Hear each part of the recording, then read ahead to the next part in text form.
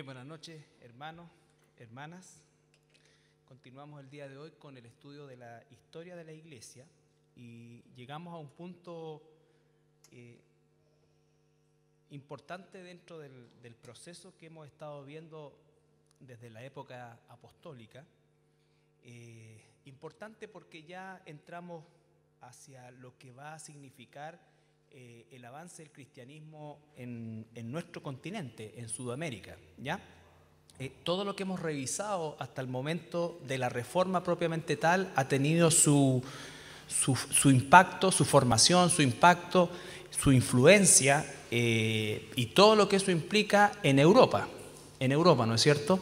Pero cuando tomamos nosotros ya el estudio de la reforma en Inglaterra, ciertamente estamos sentando las bases de lo que va a ser después la reforma llegando a nuestro continente, o por lo menos llegando a América, especialmente en Norteamérica inicialmente. Entonces, la reforma en Inglaterra o de Inglaterra es relevante y muy importante para nosotros porque finalmente esto es lo que originó la salida obligada, ¿ya?, de los primeros colonos que llegaron a las costas de lo que hoy es Estados Unidos. La reforma en Inglaterra, al igual que lo que ocurre en Europa y lo que hemos revisado, como la reforma en Alemania, en Suiza, ¿no es cierto?, en Francia y en menor medida en España y en Italia. Europa fue impactado por este movimiento de la reforma que inicia Martín Lutero y ciertamente que gracias a la imprenta se divulgan sus escritos y todo esto genera un movimiento y que tuvo incidencia en toda Europa. En los países eminentemente católicos y de poderío católico, como el caso de España, ¿no es cierto?, fueron rápidamente sofocados estos movimientos y prácticamente desaparecen del escenario europeo hasta prácticamente nuestros días, ¿ya? Pero no así en los países como Alemania, que lo vimos también, ¿no es cierto? Francia estuvo un tiempo caminando en la reforma, pero cuando España conquista parte o gran parte de Francia a través de Carlos V, Francia asume una postura y una cosmovisión más bien católica, ¿ya? Entonces, la reforma en Inglaterra nosotros tenemos que revisarla a partir de dos países fundamentales dentro, entendiendo que el Reino Unido, que es como se va a pasar a llamar después más adelante, va a incluir también a la isla de Gales y a Irlanda, ¿ya? Pero inicialmente lo que era la isla de Bretaña estaba dividido en el norte Escocia y al sur Inglaterra propiamente tal, y al costado occidental estaba Gales. La dinastía de los Estuardo en Escocia, la dinastía de los Tudor en Inglaterra, ¿ya?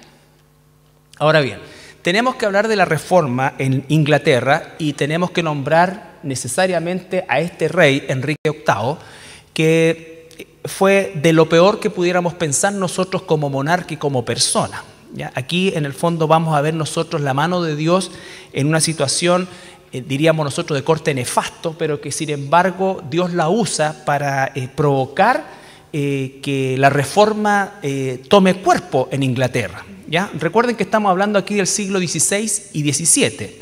Enrique VIII enmarcado dentro del siglo XVI, los 1500 estamos hablando, ¿no es cierto? Pero también va a tener incidencia en el siglo XVII. Entonces, ¿por qué es importante estudiar a este rey? En primer lugar, porque este rey va a marcar la pauta en relación a lo que va a ser el destino religioso, político-religioso de Inglaterra, ¿ya? Bueno, un poco de historia. Inglaterra en esta época era una isla sin una mayor importancia dentro de lo que era la hegemonía europea, ¿ya? Los que roncaban ahí eran los españoles, por sobre todas las cosas, después los franceses, después los italianos y en último lugar los alemanes, que estaban bajo este concepto del imperio sacro germánico, ¿ya? Por lo tanto no era considerado como un país en sí, sino que parte del imperio. Entonces esto de Inglaterra y estas islas que estaban al norte no eran algo que realmente fuera de importancia en aquel entonces. ¿Cómo es que se construía el poderío de un país o de una nación? Era en función de las alianzas con otros reinos y especialmente con reinos poderosos como el de España. Y es así como el padre de Enrique VIII, Enrique VII, fija una alianza con los reyes de España, con los más famosos reyes de España. Recuerden ustedes Fernando de Aragón e Isabel de Castilla, ¿no es cierto?, que eran los reyes católicos en España, y casan a su hijo Enrique VIII con su hija Catalina, ¿no es cierto?, Catalina de Aragón. Se casan estos dos para formar una alianza que favorecía totalmente o en gran medida a Inglaterra. España hace esta alianza principalmente con fines estratégicos. ¿Por qué? Porque eso le permitiría a España colocar una parte importante de su famosa flota en las costas inglesas y de esa manera poder amenazar a Francia, que era el gran premio que buscaba finalmente España para terminar de apoderarse de Europa, ¿ya? Entonces, eso era como más o menos la idea. Estoy hablando, pero a grosísimo modo, por favor. Si me está viendo algún historiador, me estoy saltando muchísimas cosas. Entonces, hacen eso y a España y a Inglaterra le conviene mucho porque Inglaterra de esta manera, ¿no es cierto?, asume un protagonismo asociado a esta potencia que es España. Ahora, Catalina de Aragón se había casado porque el intento del padre Enrique VIII, Enrique VII, había sido anteriormente con su otro hijo, su hijo mayor. Pero el hijo mayor muere, ¿no es cierto?, y alcanza a estar casado solamente 2 años con Catalina, y Catalina queda viuda, más o menos cercana a los 30 años, y Enriquito tenía 18, ¿ya? 18. Y como en ese entonces no importaba ni el amor ni ninguna cosa, hacen igual este tratado y se casa con Catalina de Aragón. Está casado con Catalina de Aragón, alcanza a estar casado más o menos 18 años. Ahora, ¿qué pasó con este matrimonio? Bueno, este matrimonio siempre fue complicado por todas las razones que pudiéramos pensar, pero básicamente se complica aún más cuando Catalina de Aragón comienza a tener se le cuentan los cronistas 11 abortos, entre los cuales eran más o menos 4 niños varones, ¿ya? Y finalmente la única hija que le sobrevive o el único hijo que le sobrevive es una hija que se llama María Tudor, que era el apellido del rey, ¿no es cierto? Y que posteriormente, la veremos más adelante, se convertiría en la famosa María la Sanguinaria, ¿ya? María la Sanguinaria. Bueno, pasa el tiempo y Catalina no le da hijos, entonces finalmente el rey decide divorciarse de ella, ¿ya? Y para divorciarse de ella necesitaba y hacer todo, entre comillas, legal y que pudiera su siguiente esposa ser coronada como reina y todo esto, y así la sucesión de la herencia.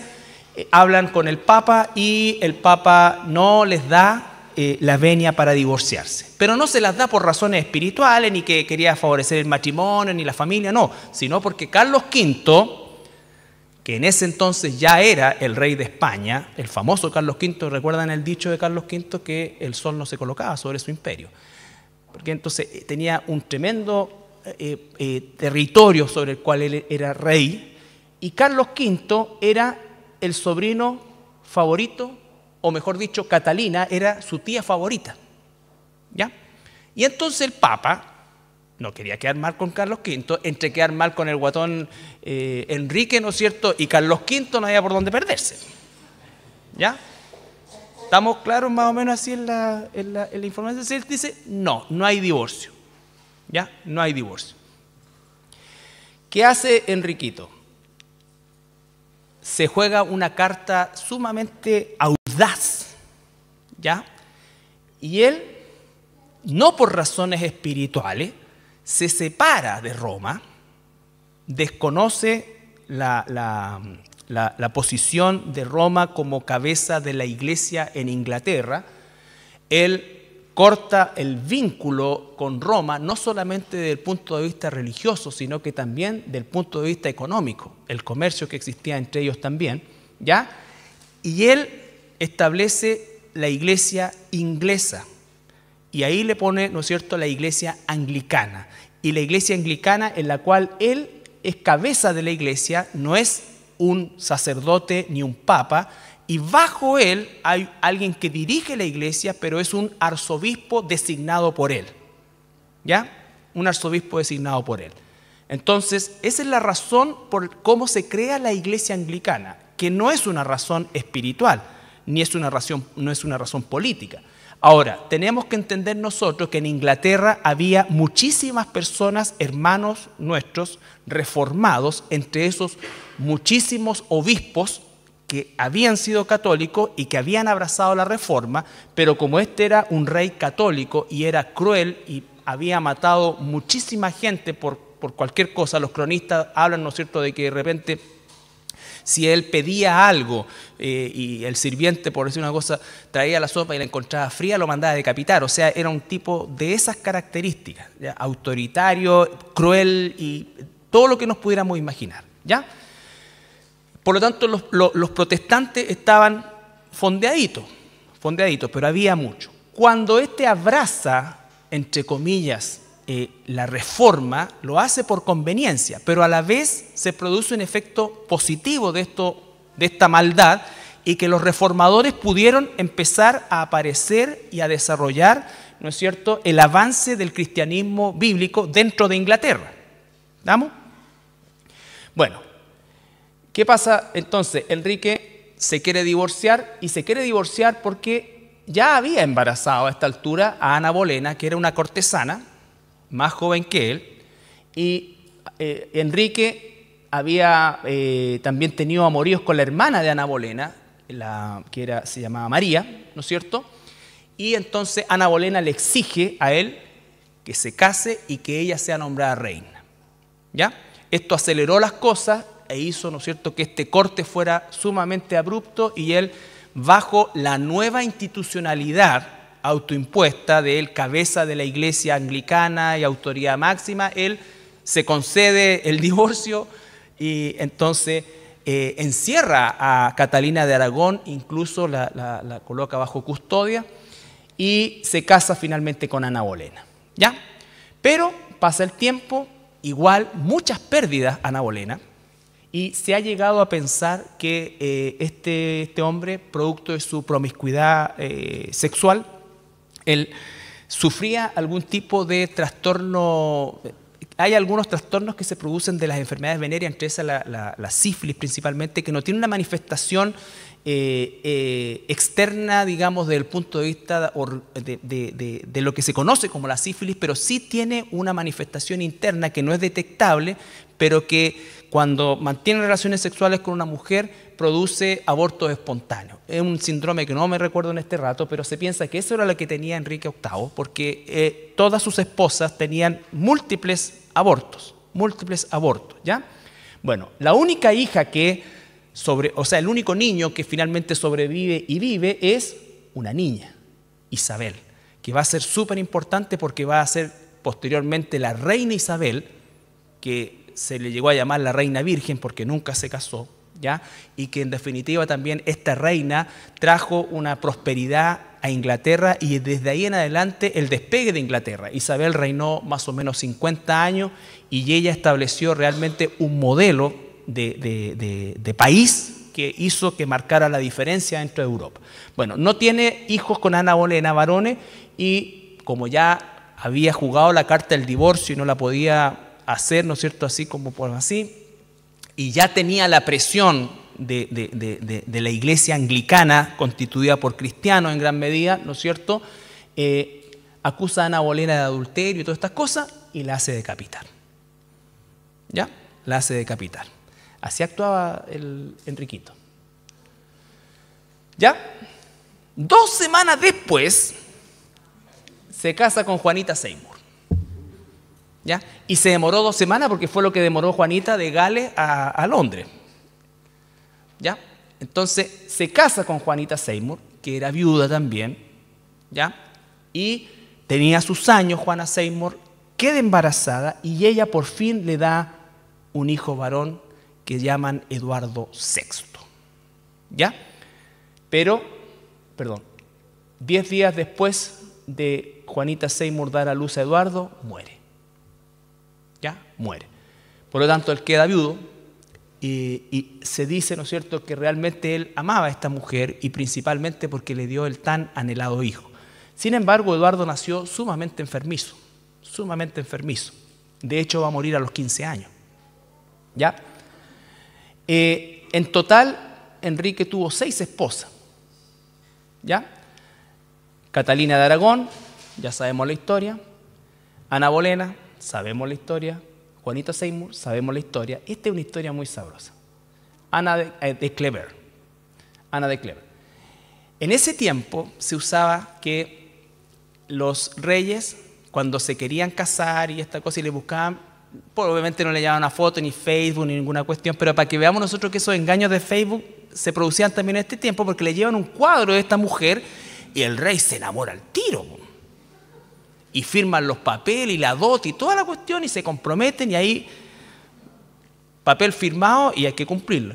Aparece esta niña, ¿no es cierto? Y el rey la describe como, imagínense, con sonrisa de caballo, le faltaban dientes, tenía rasgos en su rostro de haber sufrido viruela. Entonces, un desastre. Nunca consuma el matrimonio y él, para no deshonrarla, ¿no es cierto?, que son las cosas raras, mandado a decapitar la otra, pero esta no la quiere deshonrar, le paga una buena indemnización y la feíta se va de vuelta para su casa millonaria. ¿Ya? El rey no podía estar solo por un hecho de imagen y aparece Catherine Howard.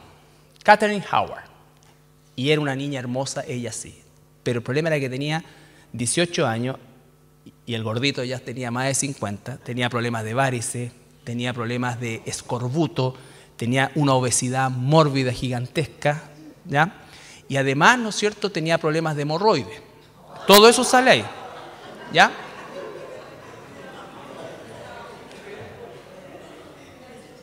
Entonces la Catherine Howard, linda ella, pero con la ambición de heredar, se casa. Pero ella sí que le puso los cuernos hasta que le dio hipo al Felipe. Ahí las pagó todas. ¿Ya?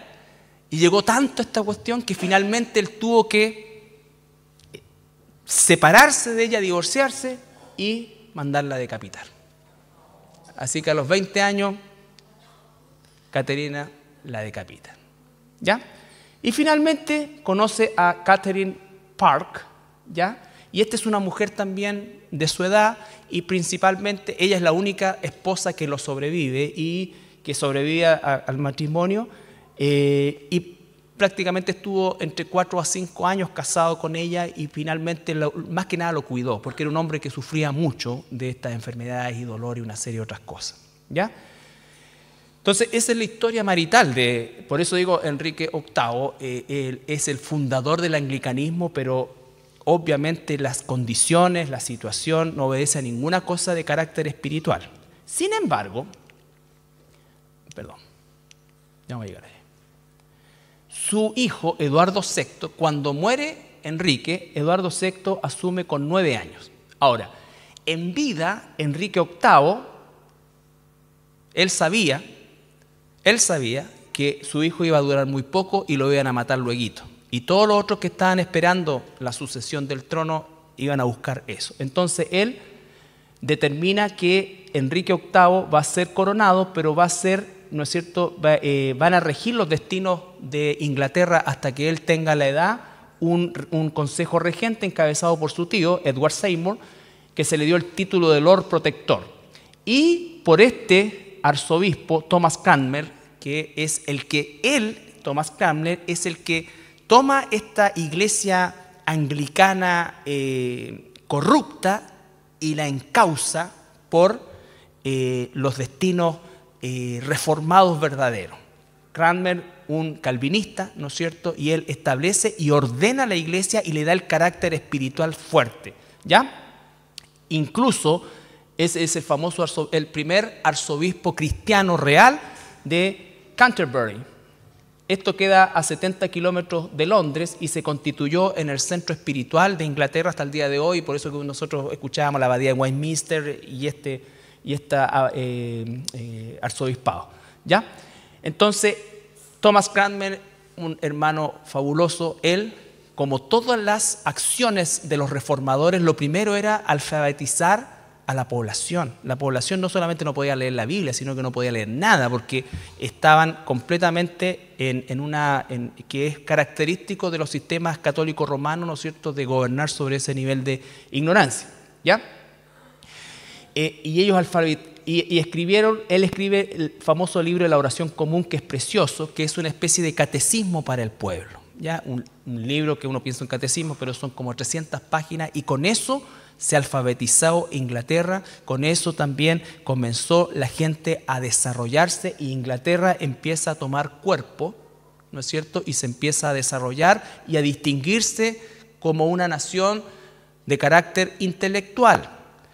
Ahora, dentro de este periodo también, la próxima semana lo vamos a ver, aparece un hermano llamado Guillermo Tyndale, que hace la primera traducción al inglés de la Biblia, ¿ya? No es la versión King James que usan los ingleses y los norteamericanos, pero es la primera traducción de la Biblia, y en esa traducción, ¿no es cierto?, él realmente, esa traducción logra lo mismo que logró Lutero con su traducción al alemán: unifica el idioma inglés. Dicen los historiadores, ¿no es cierto?, de que el idioma inglés que se hablaba, por ejemplo, en Escocia o dentro aún mismo de Inglaterra, era difícil de entenderse entre ellos mismos dentro de los lugares. Eran distintos poblados y todo esto. Por supuesto, cada poblado tenía su propio, no alcanzaba para dialecto. Pero él explica, el historiador del libro que les comentaba la otra vez, ¿no es cierto?, que era como nosotros conversar con un portugués, ¿no es cierto? Si el portugués nos habla más o menos despacio y nosotros le hablamos, más o menos vamos a entenderlo, ¿no es cierto? No es como hablar con un japonés o un chino o un hebreo. Algo vamos a entender, pero no había una claridad completa. Entonces Tyndale lo que hace con esta traducción, y como se expande y todos empiezan a leer la misma Biblia, se unifica también el idioma inglés, ¿ya? Bueno, en Eduardo VI, ¿no es cierto?, comienza a gobernar, y el cristianismo y la reforma se establece potente en Inglaterra, ¿ya? Pero Eduardo VI muere a los 15 años en el Palacio de Greenwich. ¿Se acuerdan Greenwich? Por el meridiano. ¿Y quién seguía en la línea? María Tudor, que va a recibir al año de gobierno el título de la sanguinaria.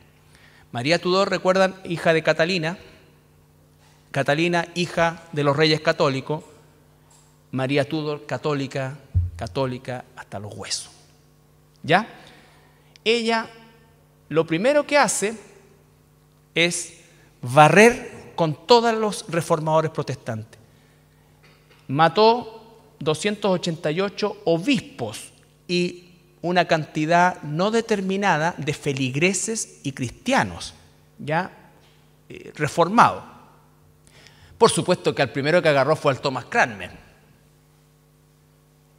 A los obispos Latimer y Ridley, que eran los predicadores y los que de alguna manera institucionalizaron el estudio de la Biblia para la población o para el vulgo, para la gente común. Y así con 288 más, ¿ya? Todo lo que había avanzado el anglicanismo reformado y ordenado por Cranmer, se viene abajo con María Tudor. En este periodo, muchos cristianos bíblicos escapan a Holanda y a Ginebra, donde estaban los seguidores de Calvino, ¿ya? Menos mal, dura 5 años nomás la María la Sanguinaria, ¿no es cierto? Bueno, también dicen que ella tenía ese rostro muy duro y amargado y un odio tremendo, porque su pretendiente era el rey Felipe de España, y el rey Felipe estaban listos para hacer el matrimonio, ya estaba feliz, y el rey Felipe después se casa con otra persona, con otra mujer, ¿ya? Y ella queda solterita, y después le buscan otro matrimonio por ahí, ¿no es cierto? Pero nunca llegó realmente ella a ser feliz en el amor. ¿Ya? Aquí un poquito para que nosotros entendamos. La dinastía de los Tudor en Inglaterra. Enrique VII, padre de Enrique VIII, padre de Margarita Tudor, que se va para Escocia, y esto va a ser importante cuando lleguemos a este punto. Enrique VIII le sucedió Eduardo VI, hija de Juanita Seymour, tercera esposa, pero hijo varón, primero en la descendencia. Muere Eduardo, María Tudor, hijo de Catalina, que fue su primera esposa, y cuando muere María Tudor asume Isabel, hija de Ana Bolena, su segunda esposa. Isabel establece el famoso reino de oro, o la época de oro de los ingleses. Aquí Inglaterra se va para arriba completamente, hay una serie de reformas al respecto, ¿ya? Isabel nunca se casa, y a ella le tenían visto un príncipe español para continuar esta alianza. Ella no quiso casarse, Eso originó que los españoles dijeran entonces, bueno, si no vamos a tener una alianza por la buena, vamos a tener una por la mala. Y ocurre que los españoles, que eran el reino de Castilla y Aragón, que estaba acá, ¿no es cierto?, incluía Portugal, los españoles agarran su armada, que era algo gigantesco y algo invencible. De hecho, se le llamaba la Armada Invencible. Y se van rumbo a Inglaterra a buscar, ¿no es cierto?, y a invadir Inglaterra. Eso era lo que tenían en propósito. Los ingleses los esperan acá, aquí está Inglaterra, los esperan acá, esta es Francia, y acá ocurre que la armada se encuentra con un temporal gigantesco, y de los casi 1000 barcos que salieron con destino a Inglaterra, ¿no es cierto?, logran regresar después que dar la vuelta por acá, solamente 400. El resto todos se hundieron, ¿ya? Y los ingleses también persiguieron barcos, porque los ingleses tenían embarcaciones más pequeñas, y entonces eso hacía que pudieran moverse más rápido, y además conocían la zona. Cuento corto, la armada es derrotada, y eso hace que entonces Inglaterra suba inmediatamente, y entonces ya los países del resto de Europa no pensaran tanto en hacer alianzas con España, sino que con Inglaterra. Todas estas alianzas traían de la mano comercio y todo lo que eso significa, ¿ya? Entonces, vemos que Isabel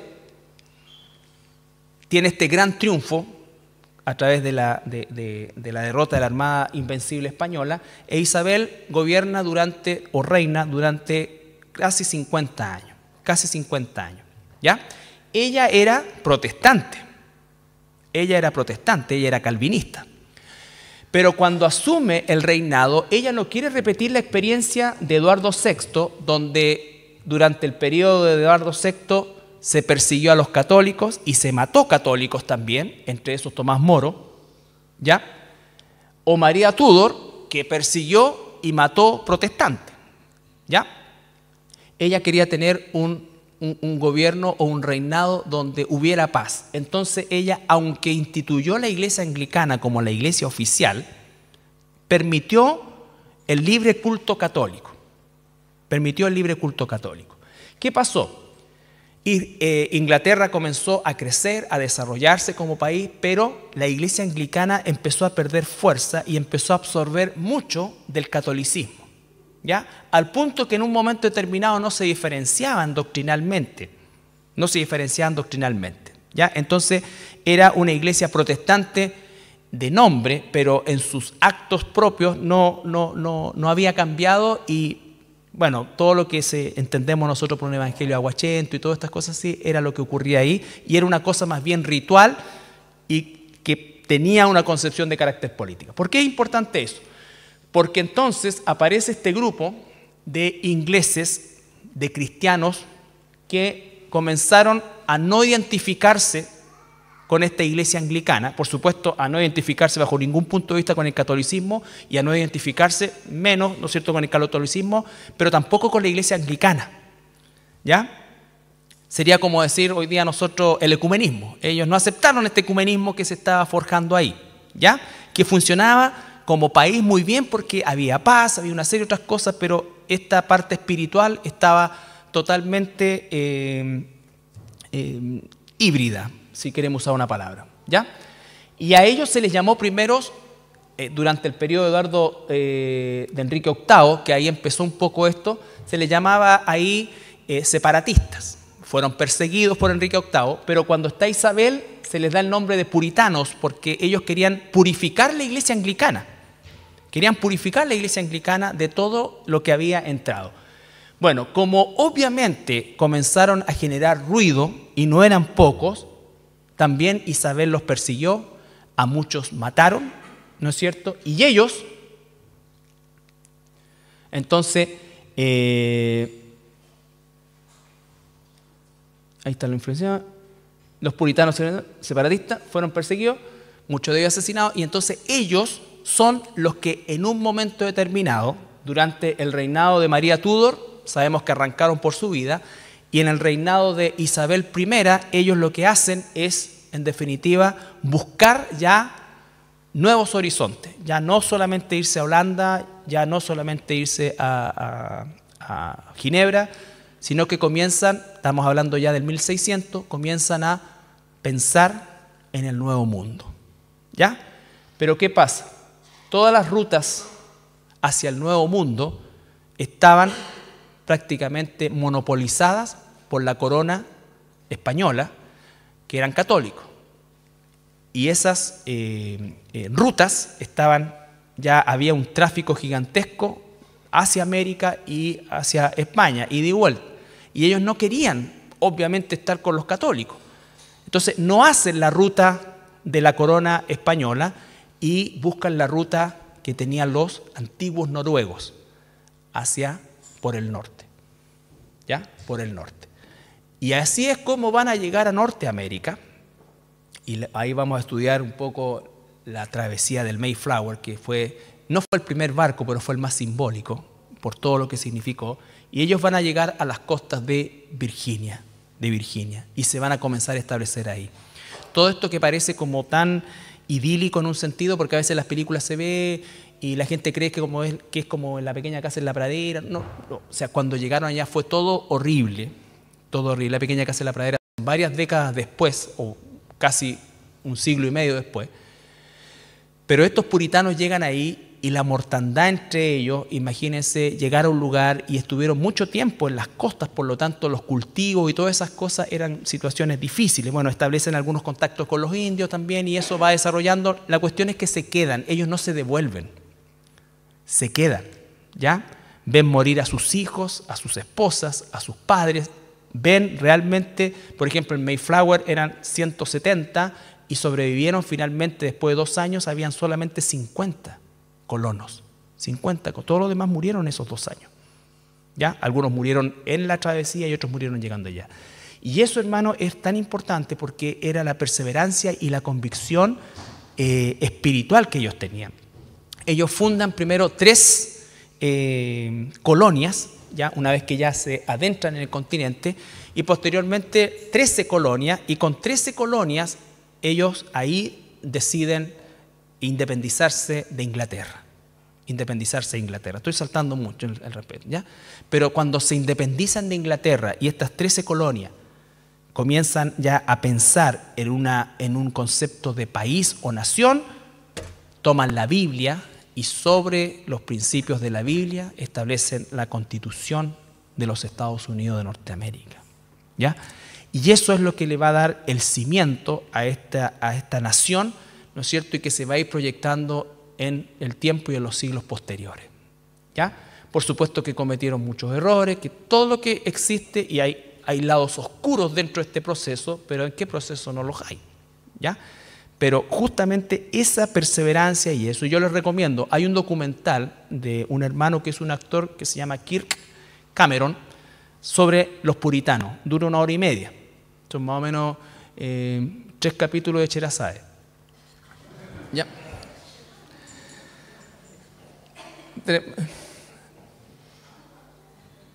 Sí, como 3 capítulos. o de, ¿cómo se llama el otro? Uno de Mano al Fuego.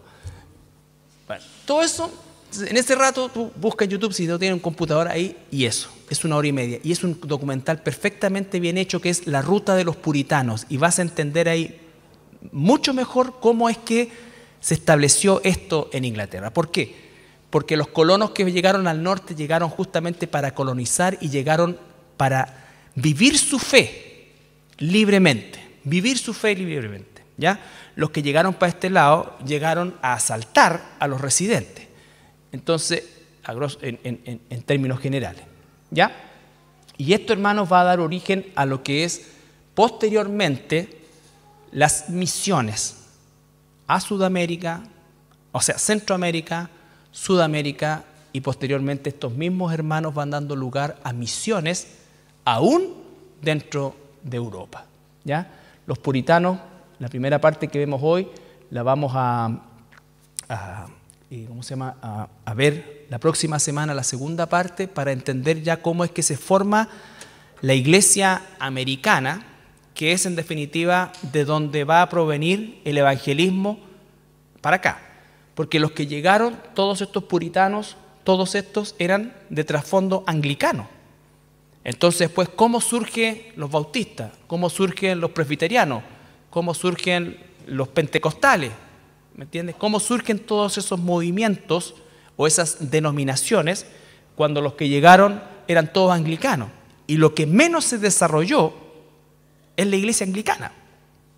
Fueron todos estos movimientos nuevos derivados del anglicanismo, ¿no es cierto?, los que finalmente se fortalecieron, entre esos las dos denominaciones más potentes, los presbiterianos y los bautistas en los Estados Unidos, ¿ya? Que son de donde surgen prácticamente todas las misiones y todas las iglesias. Nosotros provenimos de una raíz bautista, ¿ya? La iglesia original, que en Estados Unidos, que después se separó y se llamó Southside y todas estas cosas, pero el origen de eso era bautista, y así se va derivando, ¿ya?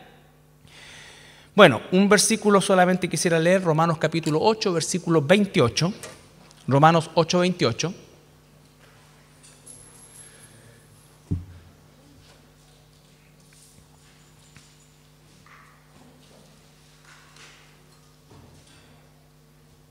Romanos 8, 28, que es bien conocido.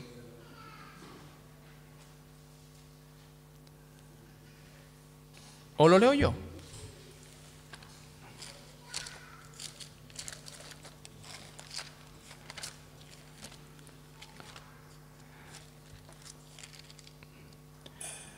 Ya, Romanos 8, 28, lo recuerdan, ¿cierto? Y sabemos que a los que aman a Dios, todas las cosas les ayudan a bien. Esto es, a los que conforme a su propósito son llamados. Imagínense de una cosa tan aberrante, de un hombre tan torcido como Enrique VIII, ¿no es cierto? Dios usa todo eso. Hoy día nosotros lo podemos ver en perspectiva. Quienes están en los zapatos de los puritanos, de los primeros cristianos en Inglaterra, no sabían esto, pero hoy día nosotros podemos ver la mano de Dios en todo el proceso, ¿no es cierto? Y cómo eso, a partir de una situación tan negativa desde ese punto de vista, se genera todo lo que finalmente va a dar lugar a una nación.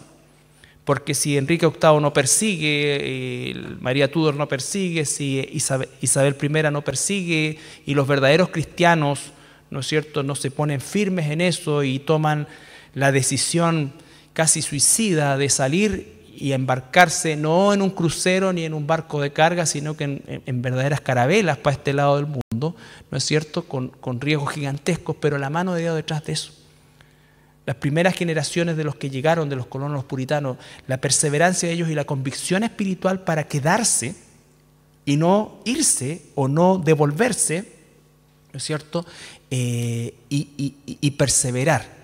Y cómo eso a la larga, ¿no es cierto?, genera hasta nuestros días, porque nosotros venimos de nuestro país es influido directamente por misioneros que provienen de esa raíz también, ¿ya? Entonces sí, las cosas a veces que se parecen más terribles, si nosotros estamos en los planes de Dios y somos sus hijos e hijas, Él todo lo usa para bien. Una mala situación,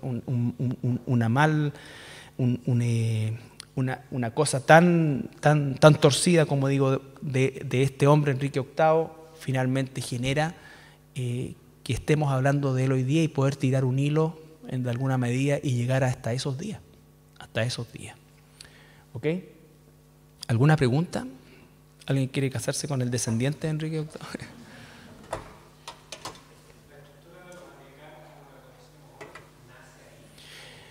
No, la estructura de los anglicanos que conocemos hoy obedece después ya a reformas posteriores, muy posteriores, que tienen que ver principalmente con, ¿cómo se llama este rey que era antes del rey tartamudo? Lo que pasa es que se establece una estructura de culto, ¿ya?, que no ofendiera al catolicismo romano. Lo que estoy diciendo que es más o menos en 1800 y algo, casi finales de 1800. ¿Por qué? Porque el catolicismo floreció también en Inglaterra.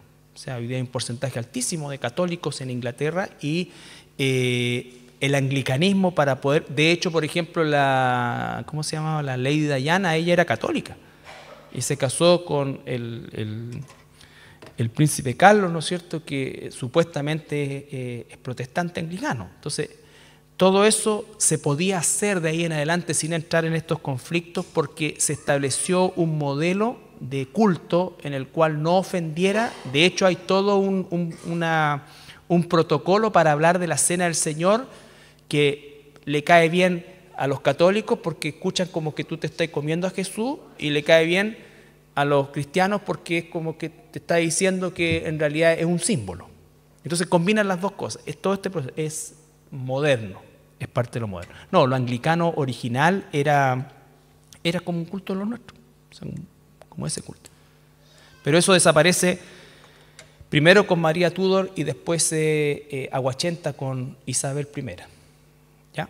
Y después ya en los siglos, cuando se establecen estos lazos de amistad, es como hablar de los cultos católicos hoy día en relación a los cultos del rito oriental, la Iglesia Ortodoxa Oriental. O sea, antiguamente y originalmente eran cosas distintas y aborrecibles una de otra, pero hoy día están todas de alguna manera entrelazadas, justamente para dar cabida a todos.